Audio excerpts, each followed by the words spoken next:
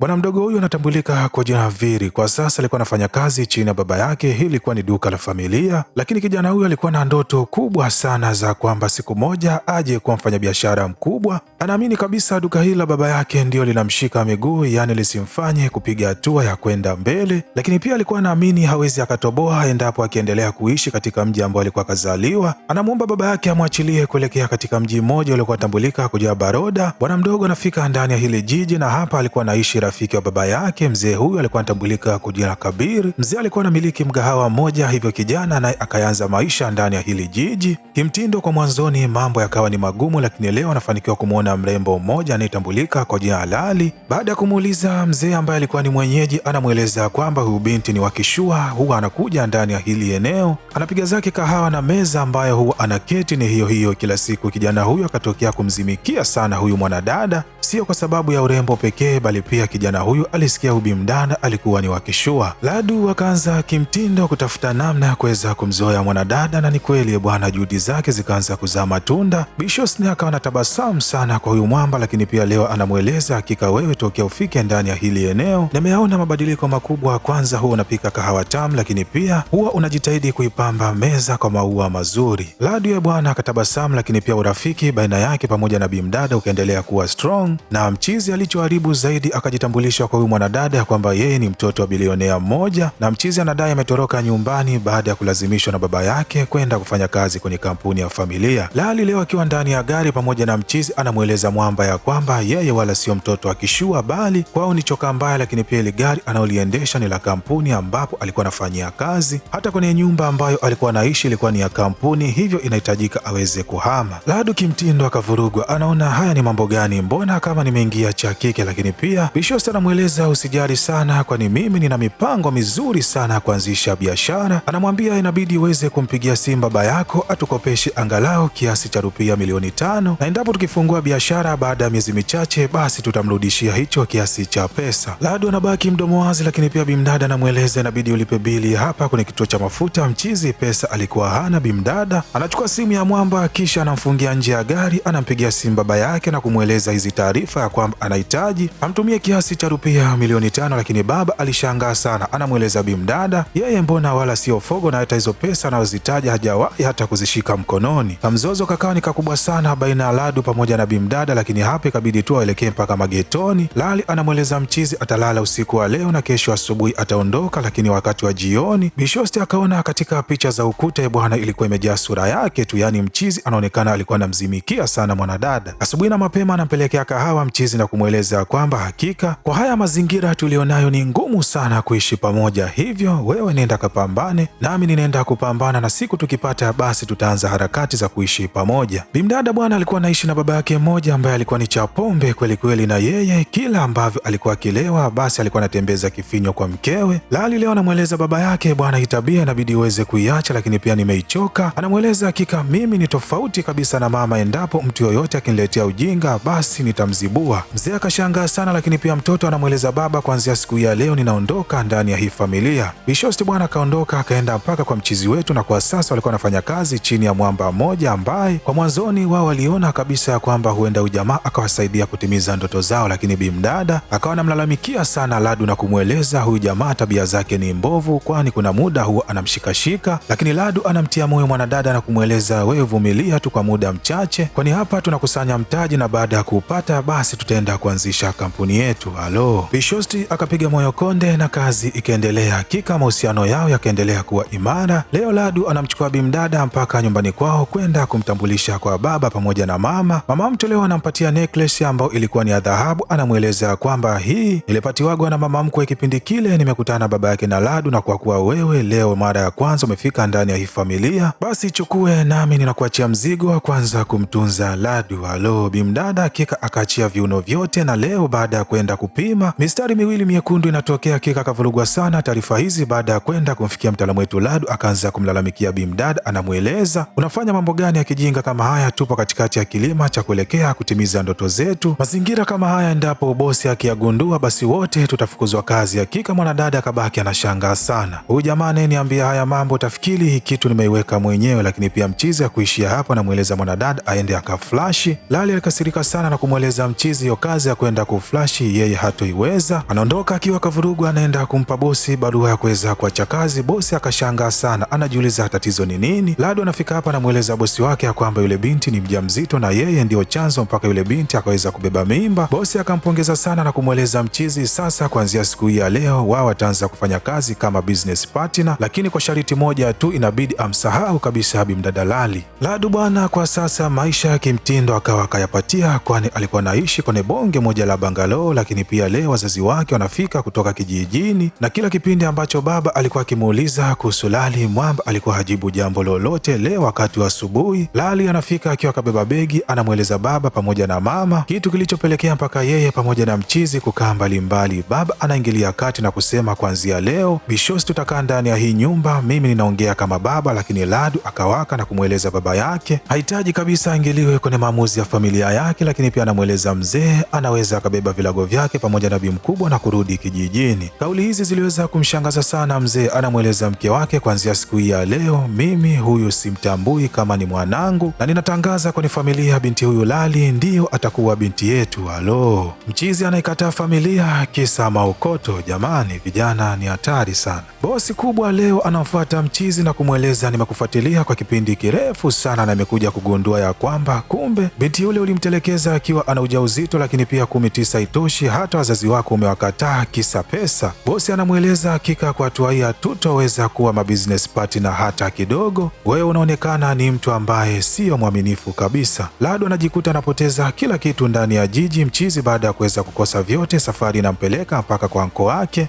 kule kwa mwanzoni ambapo alikuwa anafanya kazi ya kuweza kuuza mgahawa. Upande wa Lali kwa sasa ujauzito bwana ulikuwa ni mkubwa sana, lakini leo inafika familia moja ambayo ilikuwa ni ya kifalme. Kijana Viri ambaye alikuwa ni mrithi pekee kwenye utawala wa Ramnagar leo anafika pamoja na bibi yake. Lengo ni kuweza kumtazama huyu mwanadada, kwani mama huyu aliambiwa na priest ya kwamba endapo mchizi akiwa mwanamke ambaye alikuwa na mimba, basi mikosi yote itamtoka ndani ya maisha, kwani jamaa hadithi yake anasema ya kwamba mpenzi wake ambaye alikuwa anatambulika kwa jina la Priya pamoja na baba yake, bila kumsahau mama, kwa bahati mbaya alipata ajali siku moja kabla ya mchizi kuweza kufunga ndoa, na tokea siku hiyo familia wakaamini ya kwamba huenda jamaa akawa na spiriti mbaya ambazo zilikuwa zinamfuatilia. Viri akaonekana kuwa na mjali sana bimdada Lali mpaka akawa anashangaa upendo kama huu hakika kwenye maisha yake kwa sasa ulikuwa ni adimu kweli kweli. Na kipindi ambacho walikuwa wanaandaa harakati za kuweza kufunga ndoa upande wa pili kwa mchizi wetu, akaona ya kwamba kama wazazi wake wameweza kumkataa na kumchukua bimdada kuwa mtoto wao, Ladu naye akafunga safari mpaka sehemu ambapo alikuwa anaishi wazazi wa bimdada. Baada ya kufika hapa akajitambulisha kwa mzee, licha ya baba kumletea noma sana, lakini mwisho wa siku akafanikiwa tu kumwelewa. Kijana akaanza kuishi ndani ya hili eneo akitegemea siku moja huenda Lali atakuja ndani ya hili eneo, na hatimaye wao akafanikiwa kuweka tofauti zao pembeni na kuanza maisha mengine. Sasa Ladu bwana alikuwa ni mtaalamu sana kupika. Leo baada ya kupika chakula kizuri, mama mkwe pamoja na baba hakika walifurahi sana, lakini pia kijana akawa anajitahidi kufanya kazi mbalimbali za nyumbani ikiwemo kufiksi taa ambazo zilikuwa zifanyi kazi kwa sasa, na leo akafanikiwa kumnunulia baba mkwe suti nzuri sana. Mzee huyu ambaye alikuwa anashinda tu na matisheti nyumbani, leo hata mama akaona hakika mume wake kapendeza kwelikweli. Anampigia simu babake na Ladu na kumweleza ninafahamu binti yetu uko naye, lakini pia umemwandalia mtu mwingine wa kuweza kufunga naye ndoa, lakini kabla hujachukua hayo maamuzi ninahitaji ukutane na kijana ambaye sisi kama familia tunatamani aweze kumwoa binti yetu. Mzee alikuwa hana hiana, akakubali, lakini pia akawaelekeza sehemu ambayo anahitaji yeye waweze kukutana. Sehemu yenyewe ilikuwa ni sehemu ambapo kulikuwa kuna utawala wa Ramnagar bwana. Njiani akafanikiwa kukutana na mtaalamu wetu Viri. Viri akaanza kutamba ya kwamba naye siku zijazo atafunga ndoa na mwanamke ambaye anampenda sana katika maisha yake. Baada ya kuwaonyesha mwanamke mwenyewe, hakika kila mmoja akashangaa sana. Familia mbili wanakutana bwana, mazungumzo yalikuwa ni pambe sana, lakini baba huyu baada ya kuonyesha picha ya kijana mwenyewe ambaye anatamani sana aweze kumwoa binti yake, baba yake na Ladu akawaka sana na kusema huyu jamaa hafai kabisa kupata mwanamke anayejielewa kama huyu. Anaondoka kwa hasira. Upande wa nje anakutana na kijana wake. Mzee alimpita kama vile hawafahamiani. Halo, Basi Ladu bwana akaweka mipango mingine ya kuwa na ukaribu sana na mchizi wetu Viri, lakini leo baada ya kukutana na Mwamba anamweleza kwamba hakika yule mwanadada ninampenda sana, lakini siku nikikutana na kijana ambaye alimfanyia hiki kitendo, yani cha kumpatia mimba kisha akamkacha, jambo nitakalomfanyia hakika litakuwa ni baya kwelikweli. Mchizi kabidi tu awe mpole kwanza, anajijua kwamba ni yeye, lakini leo anafanikiwa kukutana na mwanadada anayetambulika kwa jina la Palaki. Huyu alikuwa ni mtoto wa rafiki yake na baba yake Nalali. Anamweleza mchizi ya kwamba binti huyo bwana ni mtu wa sanaa, lakini pia nimemleta ndani ya hili eneo ili tuweze kutengeneza ndoa feki baina yako pamoja na Palaki, na baada tu ya binti yetu kutambua ya kwamba unampenda binti mwingine na unahitaji kufunga naye ndoa, basi tunaamini binti yetu atamkacha huyo mchumba wake wa sasa na kuja mbio huku akiwa analia. Baba anaelekea mpaka sehemu ambapo alikuwa anaishi Lali kwa sasa. Anafika anamtambia sana huyu mzee ambaye alikuwa ni baba yake na Ladu na kumweleza kwamba kwa sasa Ladu atafunga ndoa na mwanamke mwingine. Mzee huyu alitambua kwamba huenda baba yake na Ladu akatikisika, lakini baba alikuwa tu ana furaha, kwani moyoni mwake alikuwa akamtoa kabisa kijana yule, anamuona ni mjinga sana. Lakini haya maneno Bimdad alikuwa anayasikiliza, uso wake ulionyesha moyoni alikuwa na uchungu pamoja na maumivu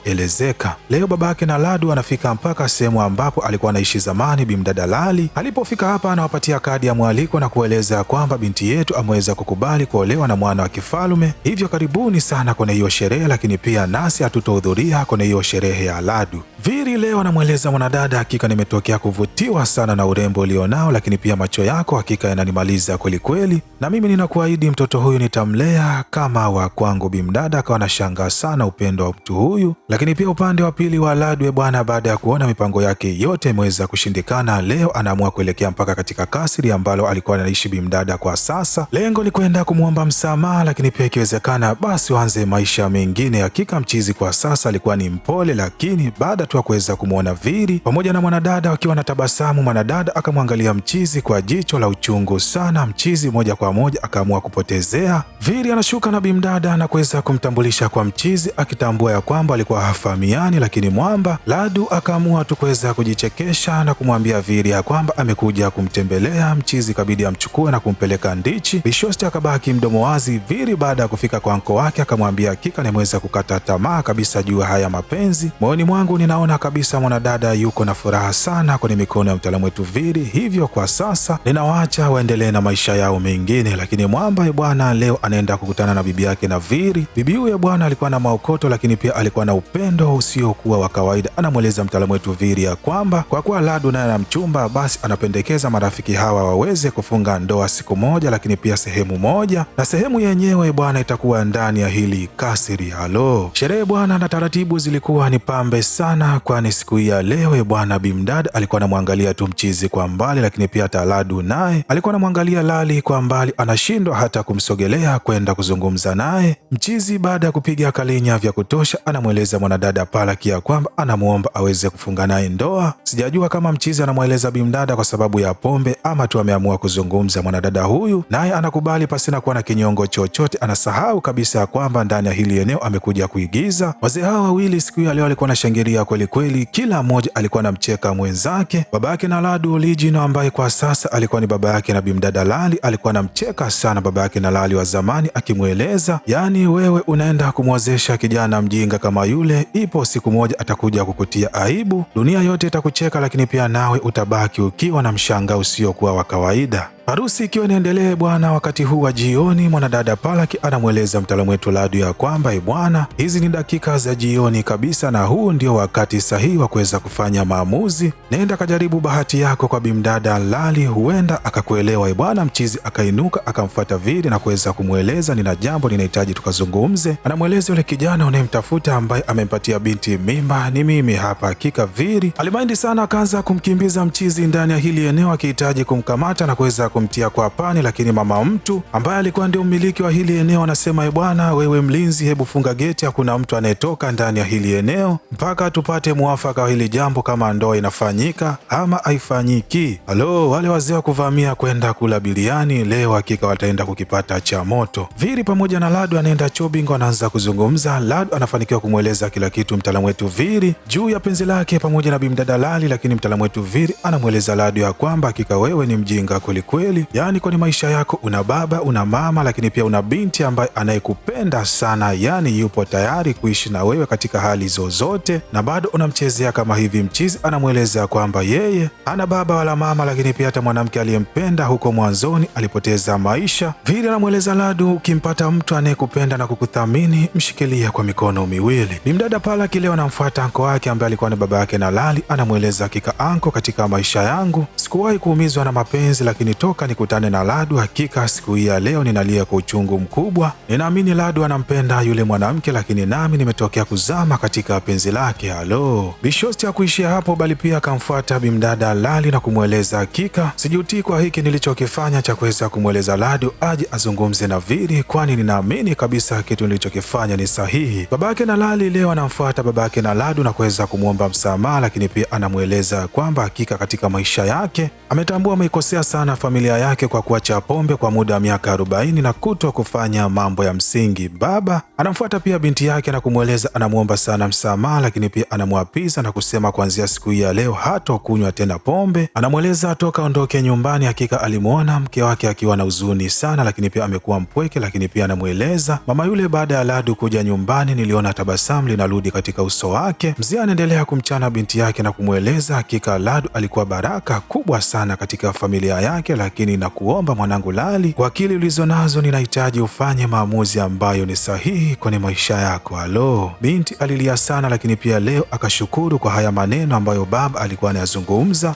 Lali naye akaanza kufikiria mapenzi ambayo alikuwa anapatiwa na mtaalamu wetu Ladu, hii ikiwa inaashiria kabisa bimdada naye alikuwa bado anakumbuka penzi la mtaalamu wetu Ladu. Sijajua kama Vili alikuwa na nafasi ndani ya moyo wa bimdada Lali. Lali anapatwa na uchungu bwana, anafanikiwa kuweza kujifungua salama. Kila mmoja alifurahi sana ndani ya hili eneo. Kabiri akajaribu kumpatanisha baba pamoja na mwana, lakini mzee leo akaongea kwa uchungu mkubwa akisema ni ngumu sana kumsamehe mtoto kama huyu, mtoto niliyemzaa, mtoto niliyemlisha ugali kwa miaka ya kutosha, eti ananifukuza nyumbani kwake kisa mapenzi. Kijana akaona ni kweli alimkosea sana baba yake, anaanguka miguuni na kumwomba msamaha. Wanaweka tofauti zao pembeni na maisha mengine anaanza. Anapata nafasi ya kwenda kumwona bimdada Lali pamoja na kijana huyu aliyezaliwa. Wanafamilia wanafika wakiwa na furaha kweli kweli, lakini bibi mwenye kasiri anafika hapa akiwa akaongozana na Vili. Anasema ya kwamba bwana kijana, hebu uchukua mke wako. Vili baada ya kuchekecha akasema hakika hataweza kufanya hivi, bali hiki kijiti bwana anampasia mtaalamu wetu Ladu. Ladu bwana anafanikiwa kuweza kuchukua chombo. Lali pamoja na Ladu anafanikiwa kufunga ndoa na kwenda kuanza maisha mengine, lakini nasi ndo tunafika mwisho wa hadithi yetu. Lakini kama umependa video hii na umeenjoy ama umejifunza jambo jipya, basi usisahau kushare, kulike na kusubscribe ili kuwa mwanafamilia kupata vigongo vikali vilivyonyooka na kupoa kama hivi kila siku.